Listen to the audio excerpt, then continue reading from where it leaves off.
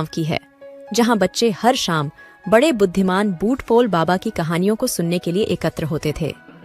बूटपोल बाबा की खासियत यह थी कि उनकी कहानियां हमेशा अद्भुत थीं और उनमें एक अजीब सा जादू हमेशा छिपा होता था। एक बार की बात है जब गांव के एक बच्चे नामक राजू ने बूटपोल बाबा से पूछा, बाबा, आपकी कहानियों में वास्तविकता है या सिर्फ कल्पना? परंतु बूटपोल बाबा ने हंसते हुए कहा, राजू, हर कहानी में थोड़ा सा जादू छिपा होता है, लेकिन सच्चाई भी हमेशा मौजूद होती है। राजू की आंखों में उत्साह था और उसने कहा, तो कौन सी कहानी सच्ची है बाबा? बूटपोल बाबा ने एक चमकीली आंख मारी और शुरू किया। एक नई कहानी। एक समय की बात है, एक छोटे से गांव में एक आदमी रहता था जिसका नाम था विक्रम। वह गरीब था, लेकिन उसमें एक निरंतर आत्मविश्वास था। विक्रम का दिन आया जब उसने एक जादूगर से मिला और जादू सीखने का मन बनाया। जादूगर ने उसे एक चमत्कारी पत्थर दिया और कहा, यह पत्थर तुम्हें जो भी चाहिए वह सब कुछ पूरा करेगा, परंतु ध्यान रखो, एक ही बार में एक ही चीज मांगो। विक्रम ने हौसले से कहा, मैं अमीर बनना चाहता हूँ, और झपट कर पत्थर को फेंका।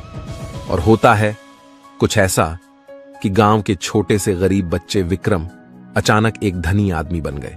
बूटपोल बाबा ने थोड़ी देर के लिए रुका और फिर कहा, लेकिन विक्रम ने समझा कि धन ही सब कुछ है और वह भूल गया कि जीवन में अन्य महत्वपूर्ण चीजें भी होती हैं। राजू ने सोचा, इसका अर्थ है कि हमें सोच समझकर अपनी इच्छाएं मांगनी चाहिए।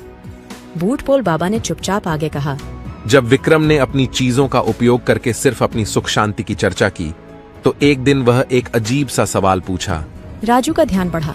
बाबा, कौन सा सवाल था वह? बूटपोल बाबा ने मुस्कुराते हुए कहा, वह पूछना चाहता था कि क्या उसकी धनी जिंदगी से उसकी सच्ची खोज में आगे बढ़ सकती है। राजू की आंखों में आश्चर्य था और उसने कहा, तो फिर क्या हुआ बाबा? बूटपोल बाबा ने कहानी का समापन किया।